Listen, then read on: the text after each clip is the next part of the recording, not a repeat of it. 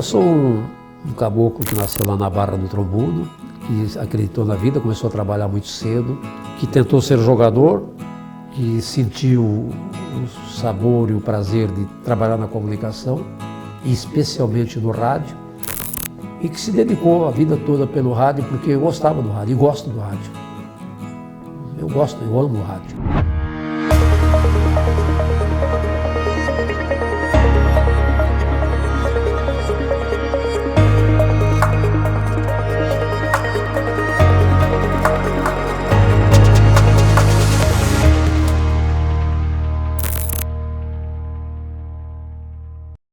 Eu nasci em uma cidade famosa de Santa Catarina chamada Barra do Trombudo.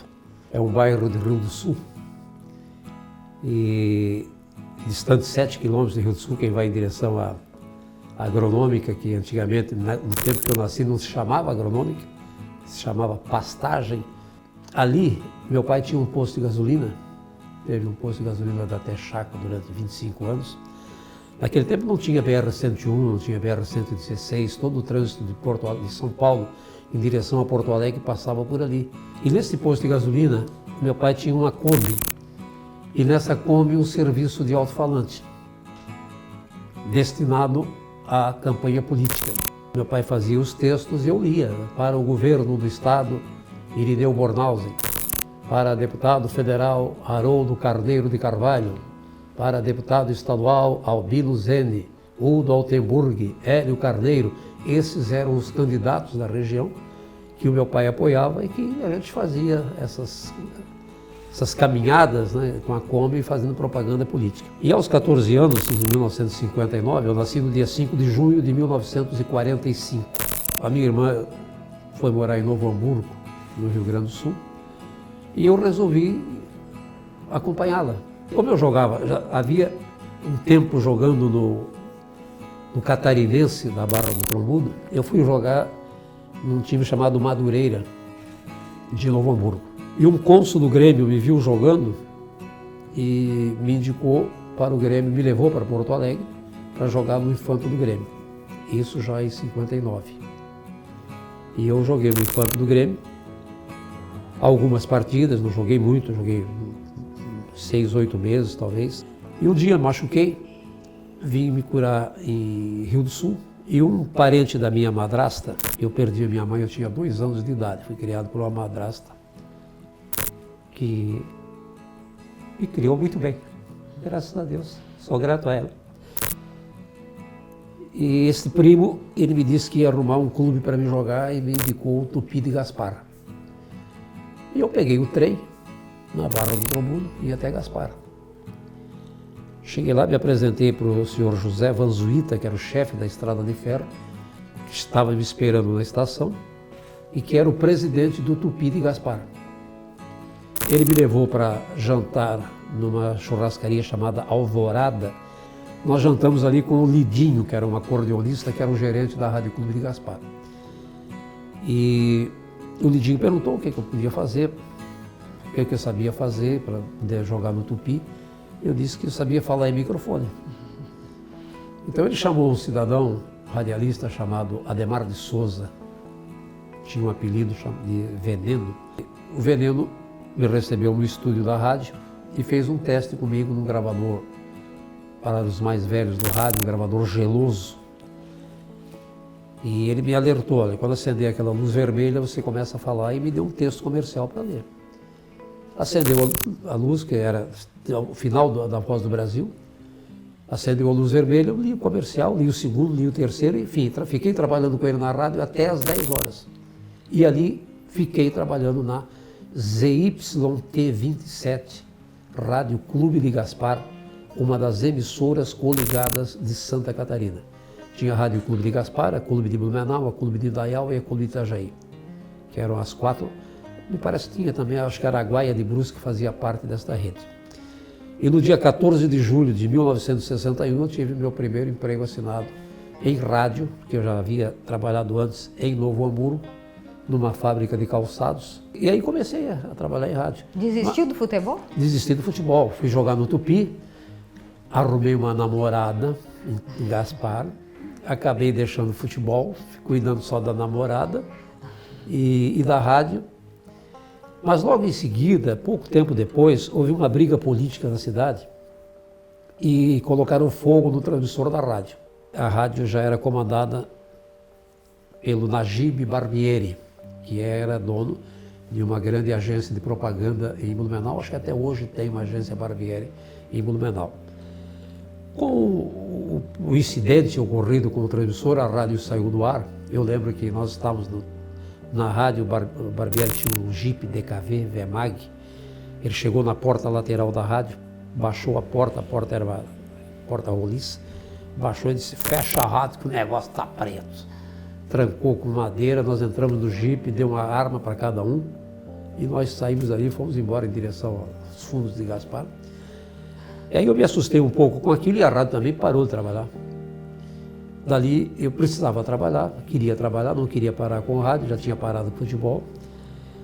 Fui me apresentar na Rádio Nereu Ramos de Blumenau, ao seu proprietário Evelásio Vieira, que depois veio a ser senador da República.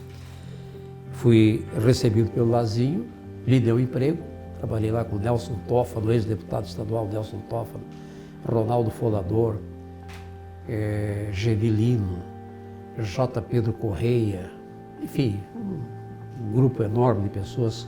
Mas o que eu ganhava na rádio não dava nem para pagar a pensão. Aí meu pai pediu para mim voltar para Rio do Sul, eu voltei para Rio do Sul. E já sem futebol, né? Larguei o futebol de vez.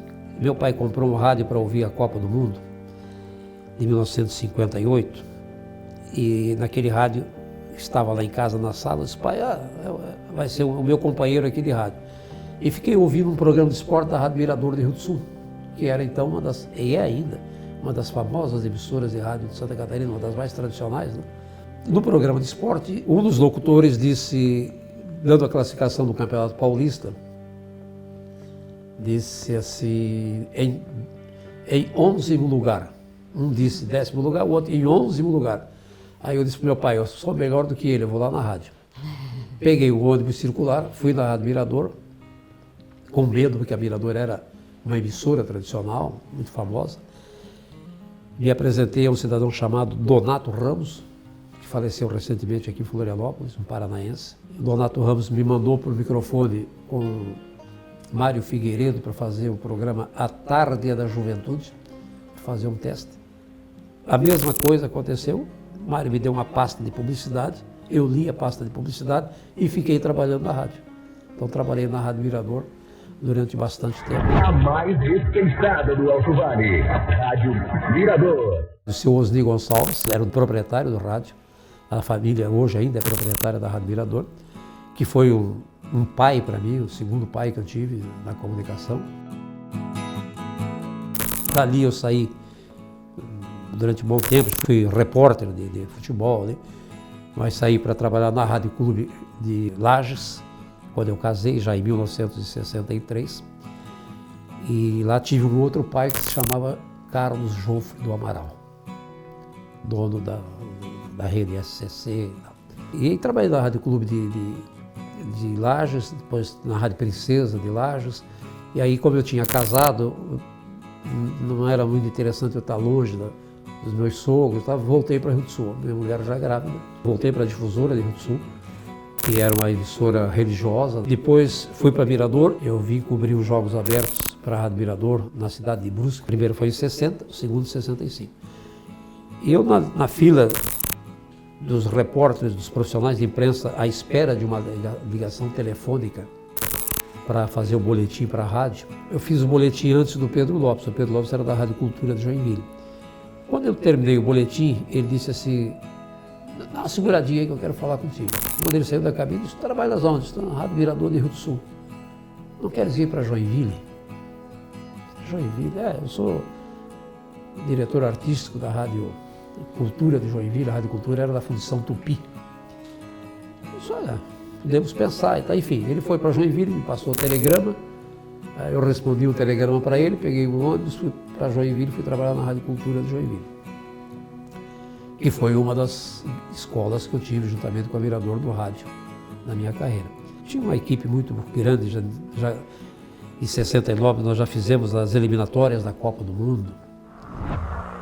E eu tive o privilégio de, numa dessas transmissões do jogo Brasil-Paraguai, o jogo de maior público no Maracanã até hoje, entrevistar o Pelé. Nós ganhamos o jogo de 1-0, se não me engano, o gol do Tostão. E trabalhei na Rádio Cultura até que um dia o Pedro resolveu sair da Rádio Cultura e montar uma equipe de esportes na Rádio Colón de Joinville. E eu fui com ele.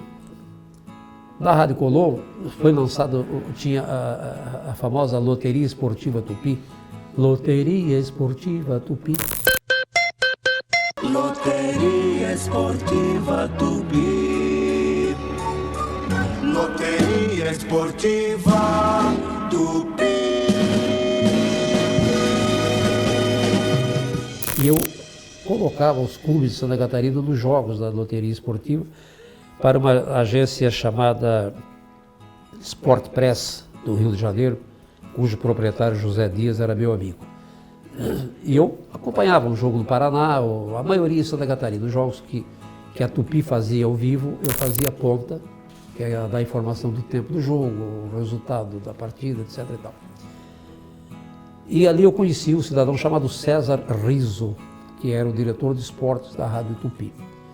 E um belo dia, ele me ligou e perguntou se eu não queria trabalhar, ser o segundo narrador da Rádio Cabugi de Natal. Olha, eu era repórter da Rádio Cultura, da Rádio Colón, mas narrava de vez em quando alguma coisa assim, mas não era o narrador, era repórter, que aliás foi o que eu mais gostei de ser na minha vida, sempre foi repórter esportivo. Eu nunca gostei de narrar futebol. Eu me consagrei profissionalmente narrando futebol, mas eu gostava mesmo era de ser repórter. O repórter é uma coisa fantástica. O repórter é as duas pernas de um narrador. O narrador, por exemplo, dizia, chutou o Albeneiro pela linha de fundo, tiro de meta. Eu entrava e dizia assim, mas ele poderia ter tocado para o fulano na esquerda ou para o ciclano na direita, perdeu uma grande oportunidade, por isso acrescentava mais alguma coisa. Né? E aí fui para a Rádio Cabugi de Natal, para ser o segundo narrador. Cheguei lá, a rádio estava transmitida ao vivo do aeroporto, Augusto Severo, se não me engano o nome do aeroporto. Minha chegada, eles chamavam de J. Teres, não era JB, era J. Teres ou catarinense. Da Rádio Cabugi, tive uma proposta muito boa financeiramente para ir para a Rádio Poti, que era dos Diários Associados. E um belo dia, eu estava dormindo em casa, umas 2 horas da manhã, bateu um cidadão à porta do meu apartamento, e o cidadão disse, olha, tem 2 pessoas ali no bar querendo falar com você, são seus amigos de Santa Catarina. Aí eu fui.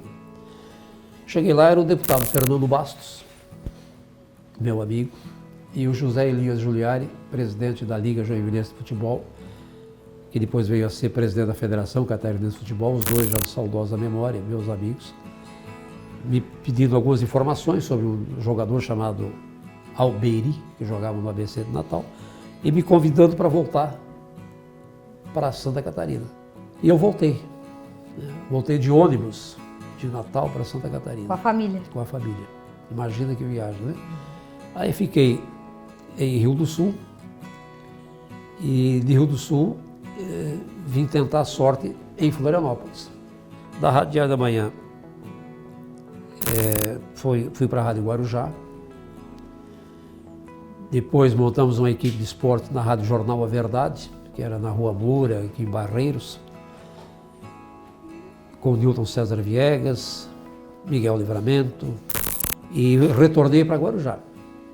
Quando chegou, isso aí o tempo foi passando, em 1977, eu transmiti um jogo Figueirense e Grêmio Porto Alegrense, no Orlando Scarpelli. E quando nós saímos do estádio, o Haroldo de Souza, narrador da Rádio Gaúcha, e o Paulo Santana, que era comentarista da Gaúcha, Paulo Santana já saudoso, eles me perguntaram, você não quer ir para Porto Alegre, trabalhar na Rádio Gaúcha? Nós gostamos da sua narração e tal. Eu disse, olha, não sei, eu então já era servidor público, eu era funcionário da Secretaria do Estado da Educação, era assessor do secretário Salomão Riba Júnior, outro professor que eu tenho, que eu agradeço ter aparecido na minha vida.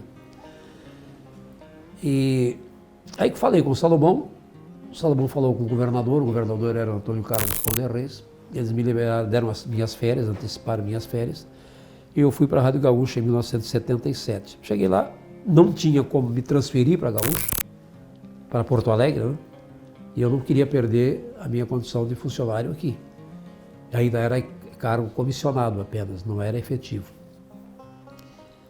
E voltei. E o gerente da rádio, que me acolheu lá, era nada mais, nada menos que o Nelson Sirotsky, que mais tarde vinha a ser o proprietário do conglomerado da RBS no sul do país. Assumiu o esporte da Rádio Gaúcha o ex-deputado federal Mendes Ribeiro, um grande narrador de futebol, Jorge Alberto Beck Mendes Ribeiro.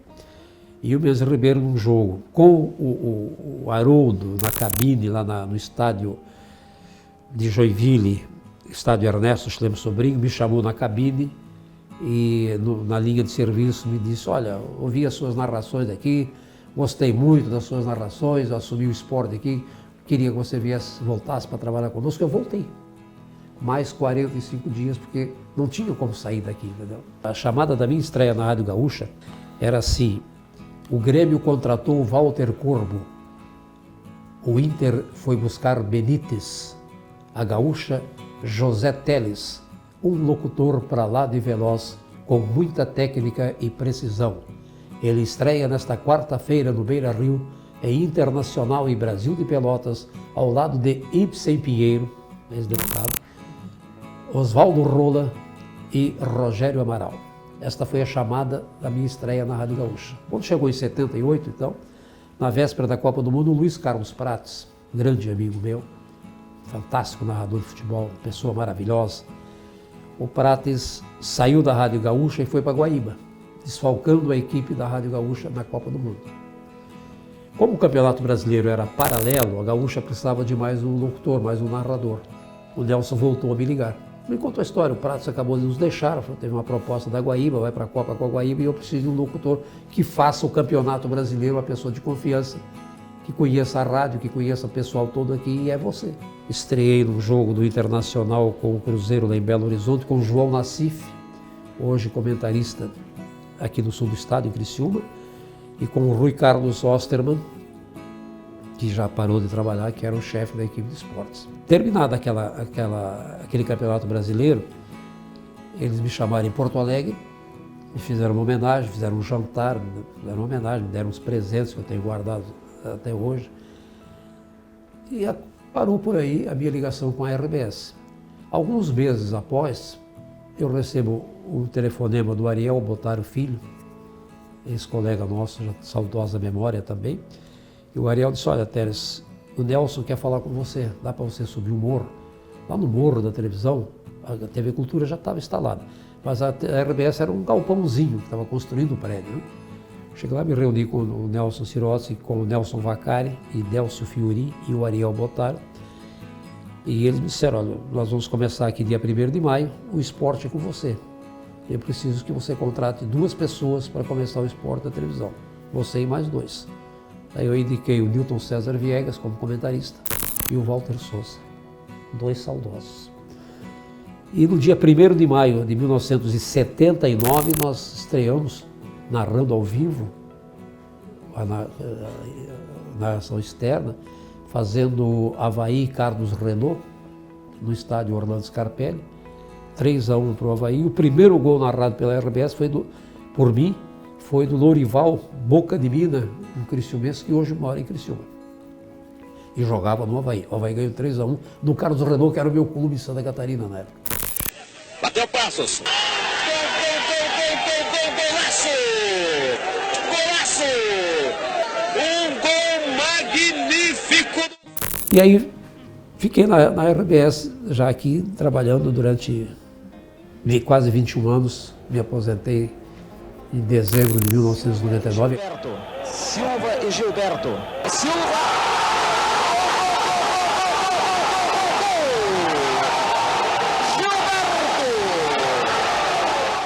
Este gol surgiu na transmissão da Rádio Diário da Manhã, num jogo Figueirense e Guarani de Campinas. Figueirense tinha um ataque com Caco, Luiz Everton, Tião Marino e Landi. E foi uma jogada muito rápida pela direita e o Caco jogou a bola para a esquerda e eu já estava meio sem fôlego. E o Landi meteu a bola para a área e o Tião Marino foi lá para fazer o gol. Eu, gol! E aí foi. Em seguida, o Figueirense jogou com o Fluminense no Rio de Janeiro e ganhou o jogo de 1-0, um gol de pênalti do Adairton, era um zagueiro. E essa vitória foi fantástica, porque naquele tempo era difícil alguém ganhar de um clube daqui, ganhar de um clube do Rio de Janeiro. E o Figueirense ganhou do Fluminense. E esse gol foi explorado praticamente a semana toda no programa chamado Vanguarda, do Adolfo Zigueli. Eu fazia a passagem para o Adolfo Zigueli do Vanguarda, com alguma coisa de esporte, e ele passou esse gol, atendendo aos pedidos da torcida do Figueirense, aí o gol aí já JB Teles. Porque quando eu cheguei na Diário da Manhã, o Coronel Simões de Almeida disse J, não fica bem, vou botar JB. Tudo bem, vocês é que sabem. Aí que ficou JB Teles. Aí continuei com o gol, porque até hoje eu sou parado na rua de vez em quando para a pessoa, discutava no tempo do gol. E aquilo realmente marcou foi uma das marcas, talvez a maior marca que eu tive na minha transmissão, porque eu tinha muita velocidade. A maior marca da minha transmissão foi o gol. Grande lançamento para Albeneir. Para Bugrão. Gol. Bugrão é o nome dele. 9 é o seu número. 41 e 30. Figueirense 2, Avaí 0. Hoje é fácil transmitir futebol. Hoje o cidadão não leva nem o que a gente chamava de maleta de som. Não tem. Eu sou do tempo, no rádio, que a gente chamava ZZP2. ZZP2 era uma medição de frequência e de potência que tinha o governo, o Ministério das Comunicações. E uma vez, não sei se era uma vez por mês ou a cada trimestre, a rádio recebia um telegrama do Ministério dizendo: favor chamar ZZP2 dia 8 de tal, às 22 horas ou à meia-noite e tal. E a gente ia para a rádio e ficava 2 horas, exatas 2 horas, dizendo o seguinte: alô ZZP2, ZYT27, Rádio Clube de Gaspar chamando. Alô ZZP2, alô, e só isso, cada rádio dava o seu prefixo. Depois o Ministério mandava uma correspondência, um telegrama para a rádio dizendo como é que estava a frequência, a potência. Então eu tive uma passagem de uma transmissão que eu fiz para a Rádio Cultura de Joinville, a famosa Seleção RC. A Seleção RC volta agora ao ar. Era uma chamada e aí a gente entrava.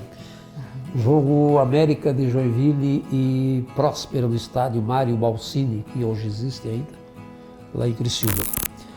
Nós viajamos de Kombi, naquele tempo não tinha o asfalto, o único asfalto que tinha naquela época, nesse trajeto, era aquela reta da praia de Barra Velha. O resto era estrada de barro, tudo de barro. Era um parto, era um trabalho sair de Joinville para transmitir o jogo e Criciúma. Nós fomos com a equipe da rádio e nós transmitimos o jogo através de um sistema chamado SSB, era um equipamento. As grandes rádios, a Rádio Guaíba, por exemplo, transmitiu a Copa de 58 já pelo SSB. Só que ela tinha transmissor e receptor. Nós não tínhamos o receptor, nós tínhamos só um transmissor. 3 horas eu... 1, 2, 3, boa tarde, a Rádio Cultura de Joinville, a Seleção RC, volta a falar em futebol a partir de agora, estádio Mário Balsini e tal, e vai embora. 1-0 para o Joinville. Terminou o jogo, chegamos em Joinville, quase no amanhecer do dia, dormimos um pouquinho, voltei para a rádio era no edifício Manchester, no centro de Joinville. Eu estava chegando na rádio, como é que foi o América? Ganhou de 1-0. Então corre para a rádio dar notícia que não chegou nada aqui. Ninguém sabia o resultado do jogo, ou o público não sabia, a rádio não sabia, porque a nossa transmissão não chegou, a propagação tem muito disso. Mas tem uma outra coisa que ninguém sabe, que eu vou contar para vocês aqui agora. Eu trabalhava na Rádio Diário da Manhã, no tempo da loteria esportiva.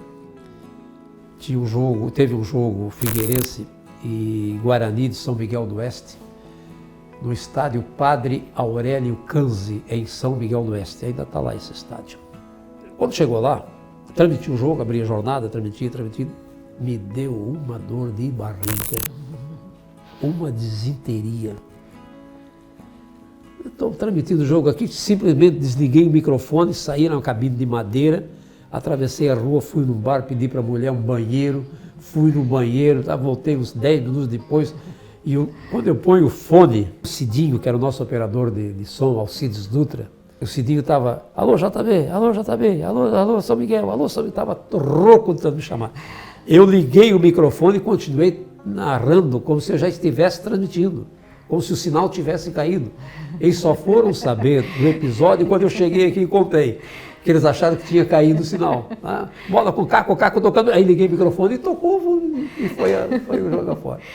Pouca gente sabe disso, mas estou contando agora, estou tornando público. Quando surgiu a FESPORT, eu trabalhava na Secretaria da Educação, fui trabalhar com a secretária Zuleika Lenzi na Secretaria de Cultura, Esporte e Turismo. E aí fui levado pelo Adalir Pecos Borsatti para ser o chefe de gabinete dele na FESPORT. Depois fui assessor de imprensa da FESPORT.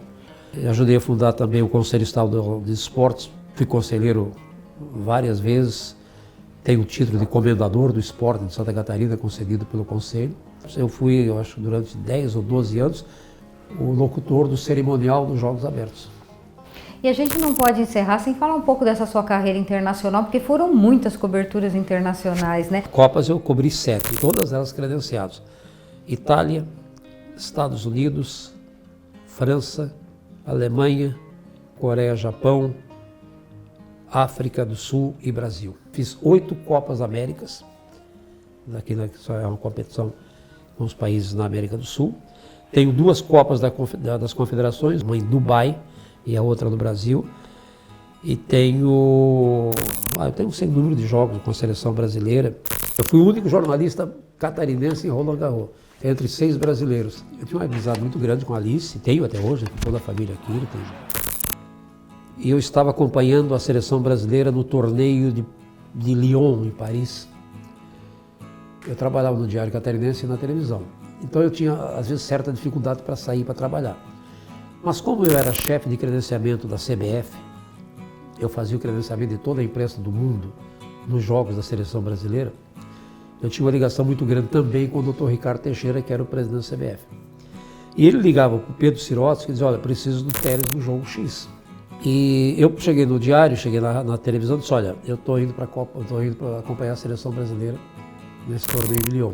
E eu estava em Lyon, escrevendo para o Diário Catarinense. Na televisão não fazia nada, só para o Diário mandava todas as colunas. Aí o Cleiton disse para mim, ó, JB, o Guga está indo para as finais de Roland Garros, nós precisamos de uma cobertura aí. Disse, mas como é que eu vou fazer?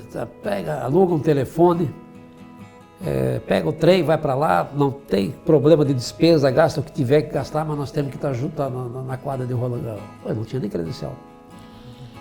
Aí eu peguei um trem e toquei para Paris, cheguei lá, me apresentei em Roland Garros, não conseguia a credencial de imediato, mas aí peguei eu tinha uma credencial da Associação Internacional de Cronismo Esportivo, com aquela credencial eles me credenciaram para o torneio e conversei com a mãe do Guga, com a Alice.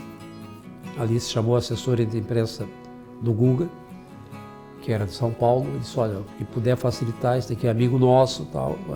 Fiquei no mesmo hotel que o Guga, fui para a festa depois com ele, fiz a entrevista do Guga, participei, não entendia nada de tênis e não entendo até hoje, mas era dar mais um factual, mais um ambiental, né? Eu tive o privilégio de ser o único brasileiro, aliás, o único catarinense a fazer o Guga, a transmitir o primeiro título conquistado pelo Guga. Como é começar naquela dificuldade do rádio do interior e chegar a uma Copa do Mundo com imprensa do mundo inteiro? Qual é a sensação e qual é a diferença disso? Eu tive o privilégio de poder fazer isso trabalhando numa empresa que me dava toda a sustentação, que era a RBS. Sempre digo, feliz de quem trabalhou na RBS. Na RBS, tempo do seu Maurício, do Nelson, do Pedro, daqueles grandes homens que cuidavam da gente como se a gente fosse filhos deles. Eu tive esse privilégio. E trabalhar numa Copa do Mundo com a RBS, qualquer um trabalha. Porque você sai de casa com os manuais, ali tem tudo que você precisa. Você saía, era o melhor hotel, era a condição, as melhores condições de trabalho. A gente não encontrava nenhum tipo de problema para trabalhar. Eu vi que o senhor se emocionou ao falar da RBS. Foi seu emprego preferido? Foi. A RBS foi, para mim, o máximo que eu tive. Depois que eu trabalhar na RBS e ponto final na sua carreira. Porque todas as outras são diferentes da RBS. No meu tempo, não sei como é que estão as coisas hoje. Mas uma ocasião eu fui representar o secretário da Educação numa solenidade em Brasília. No meio da solenidade eu escuto o cidadão dizer assim para mim: Fidelis,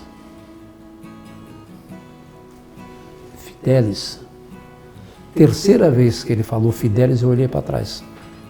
Era o seu Maurício Sirotsky Sobrinho.